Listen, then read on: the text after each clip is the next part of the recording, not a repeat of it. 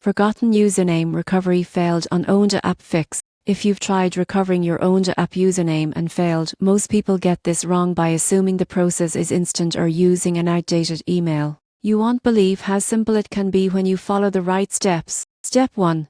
Open the OANDA app and tap Forgot Username.